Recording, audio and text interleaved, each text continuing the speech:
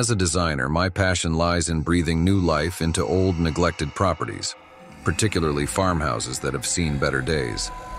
Clients seek my expertise not only for my architectural and interior design skills, but also for my profound appreciation of the narratives these homes carry. I strive to revitalize them while honoring their historical significance. Recently, I took on the challenge of restoring a secluded farmhouse situated off the main roads. This charming structure, perched on the outskirts of a quaint town, had withstood the test of time for over 100 years, yet its once majestic form was gradually succumbing to the elements. The wooden beams had twisted and bent. The paint had flaked away in long, fragile strips, and nature was steadily reclaiming its territory. Despite its dilapidated appearance, the farmhouse exuded a unique allure, hinting at the potential for a stunning revival. It showcased the characteristics of early 20th century rural architecture, featuring a wraparound porch, a tall, sloping roof, and an array of windows designed to invite sunlight into the home. However, upon my arrival, those windows were shrouded in darkness, obscured by layers of dust and neglect. The shutters rattled loosely in the breeze, and the house itself seemed to sigh under the burden of its years. I anticipated that this project would span several weeks, possibly even months, depending on the extent of the structural issues. The client envisioned a farmhouse that would maintain its charming rustic character while incorporating modern amenities to create a comfortable retreat from the hustle and bustle of everyday life. This was an ideal challenge for me, as I enjoy merging historical elements with contemporary design. Living on site was crucial since the farmhouse was situated in such a remote area that daily commutes were impractical.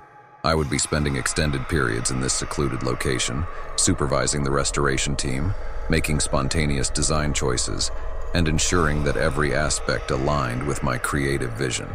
As night fell and the crew departed, an enveloping silence would settle in, broken only by the whispering wind through the trees and the occasional distant coyote call. This solitude was a double-edged sword. It provided me with the mental space to reflect, yet it also made me acutely aware of the farmhouse's unsettling ambiance. It felt as if the house had been patiently waiting for someone to return after all these years. The locals shared their tales of strange sounds, peculiar shadows, and how the house seemed to shift in the darkness, almost as if it had a life of its own. While I often dismissed these stories as mere folklore, I couldn't shake the feeling that these old structures were steeped in memories, and sometimes those memories resisted being left behind. Restoring this farmhouse was about much more than just repairing walls and floors. It was a journey into the past, confronting the remnants of what had once existed, and ensuring that the revival would result in something fresh and improved. The journey would be gradual, starting with the need to stabilize the building by reinforcing the foundation and replacing the most severely damaged sections of the frame. Once that was accomplished, we would turn our attention to the interior, removing the old, water-damaged drywall and peeling away the yellowed, flaking wallpaper. Each room would be transformed to reflect the farmhouse's rich history while seamlessly integrating modern design touches. One evening, after settling into one of the more intact upstairs rooms, I lit a lantern, only to find the house plunged into darkness as the electricity failed. The darkness felt almost tangible, closing in around me, and that's when I began to hear the noises. At first, it was a faint scratching sound, which I attributed to rats or perhaps the wind rustling against the crumbling walls. However, the scratching intensified, becoming more purposeful, seemingly emanating from beneath the floorboards. I stood still, straining to identify the source of the sound, which was no longer random but rhythmic, as if something heavy was being dragged across the wooden planks below. Summoning my courage, I decided to investigate. I carefully made my way down the old staircase, each step creaking ominously under my weight. The scratching was definitely coming from the cellar, a place I dreaded visiting, especially at night. Yet, my curiosity compelled me to uncover the source of the noise. I retrieved a flashlight from my bag and cautiously opened the cellar door, only to be met with a wave of foul odor, damp earth mingled with something decayed. I directed my flashlight down the staircase, uncovering a lengthy stone corridor that appeared to plunge deeper into the earth than I had anticipated. The scratching sounds had ceased, and the chill in the cellar was so intense it felt as if it were siphoning the warmth from my very bones. With every step I took, the feeling of unease intensified, yet I compelled myself to press on. Then, my beam of light illuminated something at the far end of the cellar. Initially, I mistook it for a person standing with their back to me, but as I approached, I realized it was not human at all. It was an old scarecrow, dressed in tattered clothing, with a burlap sack for a head and straw protruding from every opening. I was certain it hadn't been there before. It looked newly placed.